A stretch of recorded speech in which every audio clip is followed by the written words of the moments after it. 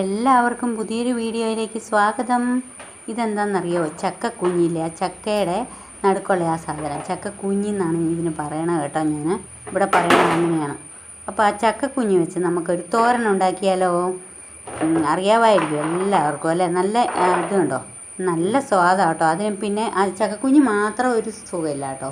അതിന് കൂടെ ചക്കക്കുരു ഉണ്ടല്ലോ, അതും കൂടെ ചേർത്ത് നമുക്ക് അത് തോരനുണ്ടാക്കാം. ഇത് കണ്ടോ, ഇങ്ങനെയുള്ള ചക്കക്കുഞ്ഞാണ്. ഈ നല്ലൊരു സ്പോഞ്ച് പോലെ ഇരിക്കുന്ന ചക്കക്കുഞ്ഞുണ്ട്. ചില ചക്കയുടെ കൊള്ളില്ല, നല്ല മയം വേണം. അത് അതാണ് ഏറ്റവും നല്ലത് കേട്ടോ. അല്ലാതെ ഇങ്ങനെ കട്ടിയായിട്ടിരിക്കുന്ന കുഞ്ഞി കൊള്ളത്തില്ല കേട്ടോ. അപ്പോൾ ഇങ്ങനെ ഈ ചതുര എന്താണ് ഷേപ്പിൽ നമുക്കതൊന്ന് ഞാനതല്ല. പിന്നെ എന്താ, കുറേ ചക്കക്കുരു ഉണ്ട്, അതും കൂടെ അതിൻ്റെ കൂടെ ഇടാം കേട്ടോ. ഇപ്പം എന്താ, ചക്ക കൊണ്ട് എന്തോരം സാധനങ്ങളല്ലേ. ചക്കയൊന്നും ഇപ്പം ആരും വെറുതെ കളയണില്ല.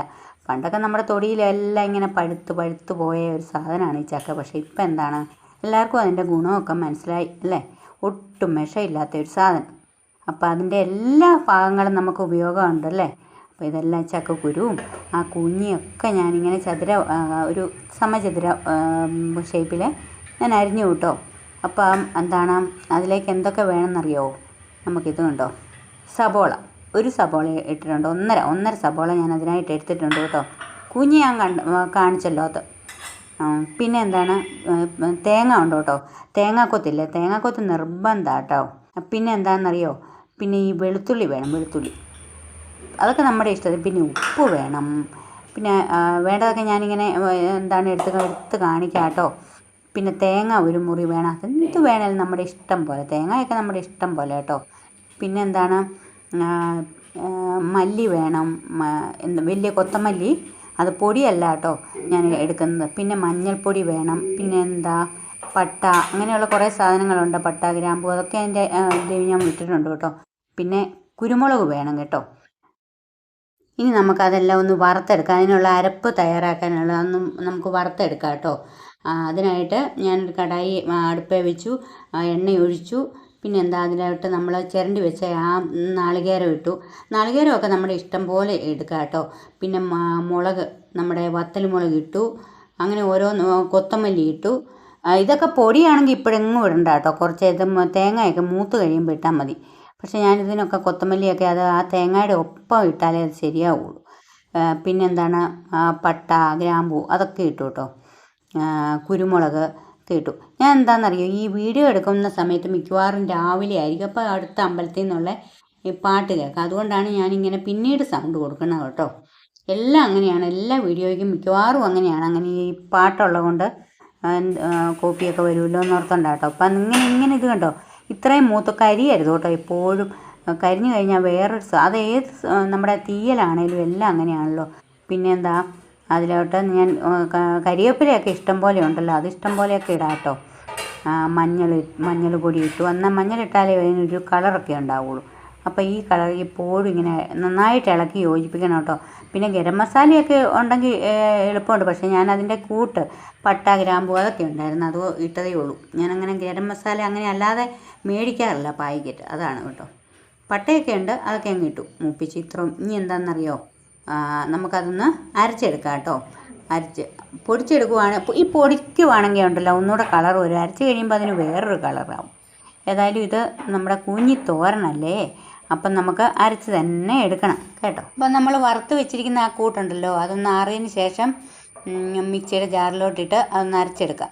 നന്നായിട്ടൊന്നും അരയണ്ട കേട്ടോ. നമ്മുടെ തീയലിന് അരയ്ക്കുന്ന പോലെ ഒന്നും ഭയങ്കര നന്നായിട്ട് വെണ്ണ പോലെ ഒന്നും അരയണ്ട. ഇത് തോരനല്ലേ, അപ്പോൾ ഇത്തിരി ഒന്ന് ഒതുക്കിയാൽ പോരാ, ഇത്തിരിയും കൂടെ ഒന്നുകൂടെ ഒന്ന് 2 കറക്കും, അത് മതി കേട്ടോ. അത് ഞാൻ അരച്ചുകൊണ്ട് വന്നിട്ടുണ്ട്. അപ്പം പിന്നെ എന്താണ്, ഞാനൊരു കുക്കറിനകത്തിട്ടാണ് ഇത് വേവിക്കാൻ പോകുന്നത് കേട്ടോ. എന്താണെന്ന് വെച്ചാൽ ഇപ്പോൾ ഗ്യാസിന് ഭയങ്കര ക്ഷാമമല്ലേ. അപ്പം നമുക്ക് ഉരുളിക്കകത്തൊക്കെ ഇട്ട് വേവിക്കുമ്പം ചക്കക്കുരുവും കുഞ്ഞുമൊക്കെ ആകുമ്പോൾ ഇത്തിരി വേവുണ്ട് കേട്ടോ അതിന്.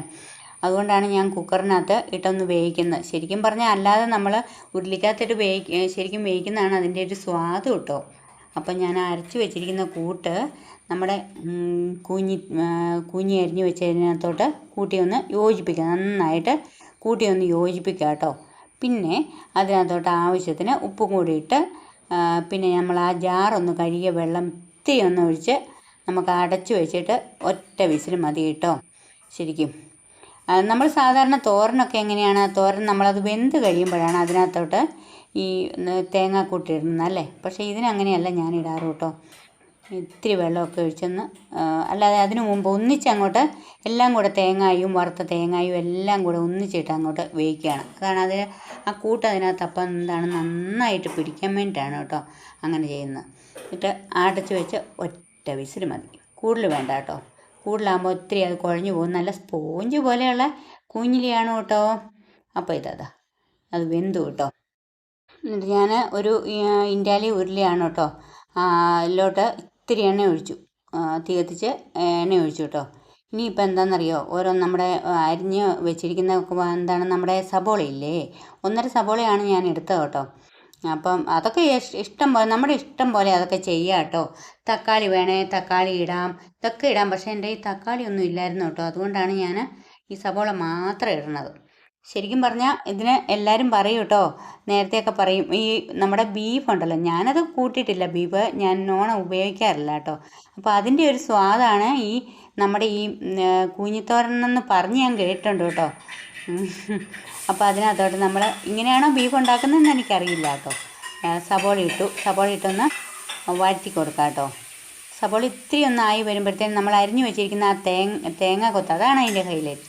തേങ്ങാക്കൊത്ത് കടിക്കണതാണ് അതിൻ്റെ ഒരു സ്വാദ് കേട്ടോ.